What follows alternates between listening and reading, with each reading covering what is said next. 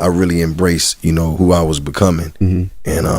And also too, I started to notice, like, when I was healthier, I was just making better decisions in life, bro. Because this is the thing, like, we all real, everybody come from where they come from, but you only get one shot. You know what I'm saying? Like they say, you born, you look like your daddy. When you die, you look like your decisions. That's right. So at the end of the day, bro, it's just like, I could have took a lot of right and left turns and did a lot of crazy things, but I was brave enough to start making decisions that I can actually live a life.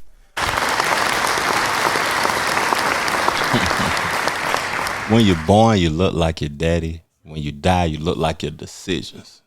Ooh, I never heard that statement before. That was powerful to me. Like, I just got through reading the Jeezy book, Adversity for Sale. I'm going to go ahead and give y'all my rating. I give it a 10 out of 10, man. But I would say for people that grow up in the environments that's similar to where Jeezy was raised, like the projects, the hood, this is an amazing book for us. But for people that grow up in the suburbs, they may not understand it. They may not understand that type of adversity. But I took notes. I'm going to tell y'all some of the things that I learned. Some of the things that Jeezy said that caught my attention. And in this book, he talked a lot about adversity. He talked a lot about naysayers. Never listen to the naysayers when you're trying to get to where you trying to go. The people that has an opposite opinion of where you trying to go. You trying to go this way, but they telling you about that way. That ain't the way I'm trying to go, so I might have to remove you because you not conducive to where I'm trying to go. It was a part in the book where he talked about he didn't feel like a star until the Recession album dropped. And he was a star off the mixtape Trap or Die, Thug Motivation 101, but he didn't feel like that internally. He said in the book that he didn't feel good until he decided to lose 60 pounds. And that was during the Recession album. I want to talk a little bit about weight for a minute and my perspective of losing weight and conversations I have with my friends about losing weight. Like, being healthy ain't just for the look. It ain't just for the six pack or to get attention from females. Being healthy has a mental aspect to it. You can't think clearly when you're not healthy. Your blood ain't even flowing accurately for you to be able to think clearly if you're not healthy. So being overweight, and not even just the weight, just being unhealthy physically, period, it plays a part on the mental aspect of you being capable of what you trying to do and where you're trying to go. And if you're not healthy, you ain't gonna get there. You got to get healthy first before you even attempt to get to where you're trying to go to. And he didn't even know he was a star until he got healthy. And we perceived him to be a star. So, okay. I'm going to get into chapter 1. It's titled Jumped Off the Porch. And I'm going to tell y'all my perception of what I got from chapter 1. Chapter 1, he was talking about coming up stealing and how it taught him to set out a plan and execute it. How his father was a military man, and he was raised in Columbia, South Carolina. That's where he was born at. Moved to Georgia, and then they moved to Hawaii for a while. And he said his first business was stealing walkmans in Hawaii and mailing them back to Atlanta. And people, what was it? I forgot the way that we used to send money to each other back in the days, but it was a way they sent the money back to him in Hawaii after he sent them the Walkman. So he said that was his first business. But what I got from that stealing taught him how to set a plan out and execute it. So to be successful in anything, we got to be able to set a plan out and be able to execute that plan. That's what I got from chapter 1. Chapter 2 Loyalty ain't a word, it's a lifestyle. How he learned about loyalty by telling one of his cousin's girlfriend that he seen his cousin with another girl. So he told his cousin's girlfriend that he seen his cousin with another girl. So the girlfriend went back and told the cousin, and the cousin came back and beat him down and told him, don't be telling my business. Don't be doing this. Don't be doing that. You lame for that. Don't never tell on me. I got your best interests at heart and all of that. And that's how he learned out about loyalty. Through a failed situation. We learn through our mistakes. We make mistakes, then we learn from them. That was a dope part of the book. So chapter 3, he talked about how he got in the dope game and how he bought a $20 double up. And one of his partners didn't like taking shots, right?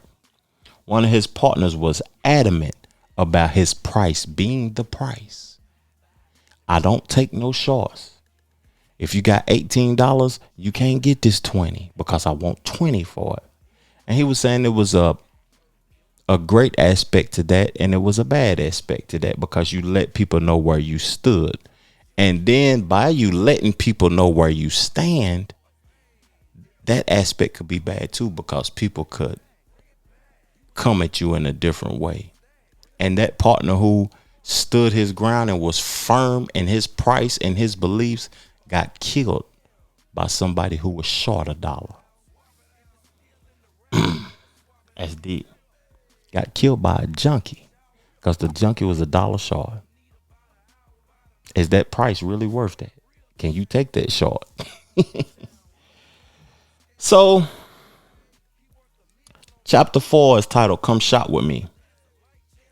How routine created his success. How the way he ate created his success. The way he spent his money is how he obtained success. So when I heard that, I think about like, man, in this country, we lack discipline. We always want something, or we willing to work hard for it. And Jeezy broke this story down in a way that was simplified, and people online ridiculed him for the story because they didn't believe it. Right around then was when I put myself on a meal plan. At the time, Subway had this lunch special, 6-cent tuna sub with chips and a drink for $1.99. Subway was about a mile and a half away from the block. So every day I ride my bike over there, get lunch, and then bike right back. For me, it was an easy way to keep a sharp eye on my costs. If I made $100 a day, spent $2 on lunch, and ate the rest of my meals at home, I knew I could put away $98 at the end of the day. I knew it would take this type of discipline if I ever wanted to reach my goals, and I lived that for years.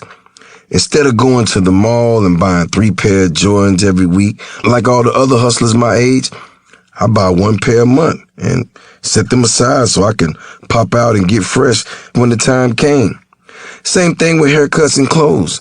Instead of hitting the barbershop every day, I let my hair grow all week, pull up to the mall on a Saturday, get right, and keep it moving from there. The rest of the week, it was work clothes, old tennis shoes, 6-cent tuna subs. I didn't want to spend all my money on a whole lot of extra shit just to impress.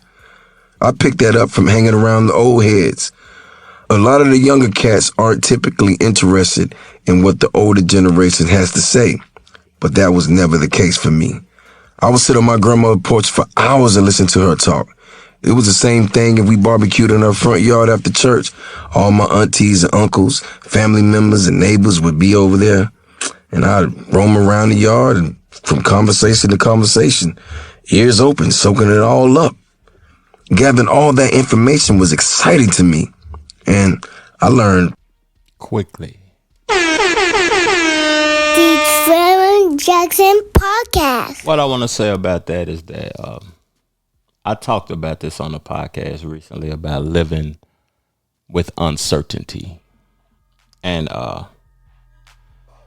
living week to week, month to month, year to year, check to check.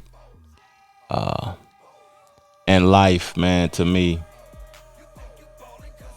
it's not about impressing nobody else. Just because you start working out last week don't mean you're going to see results in another month, 4 months, 6 months, 8 months. To be successful, it takes time, man. It takes discipline and structure. It takes discipline and structure. And if you don't have that, you ain't going to get to where you're trying to go. And that was interesting to me to see that he had that as a youth. That's a value that a young person has that's great. But I ain't going to review his whole book because I want y'all to go purchase it yourself. I'm going to speak about a few more things that I obtained from this book and what I like about this book. And I'm going to get on off of her with another story that Jeezy told at a youth home. He got in trouble one time and he almost went to jail. But instead of going to jail, he went to a youth home. And to be honest with y'all, man, I like Gucci Mane's book, The Guide to Greatness. I like Rick Ross' book. I love when people from the streets create books. And I advise the youth to go listen to their books so you don't have to make the same mistakes that they made, or that us as people that is from those environments made. And man, I appreciate y'all tuning in, man. And I give this book a 5 out of 5, a 10 out of 10, a A+, man. Adversity for sale. Let's go. First time I really embraced, who I was becoming. And also too, I started to notice, like, when I was healthier, I was just making better decisions in life, bro. Cause this is the thing, like, we all real, everybody come from where they come from, but you only get one shot. You know what I'm saying? Like they say, you born, you look like your daddy. When you die, you look like your decisions. That's right. So at the end of the day, bro, it's just like, I could have took a lot of right and left turns and did a lot of crazy things, but I was brave enough to start making decisions that I can actually live a life.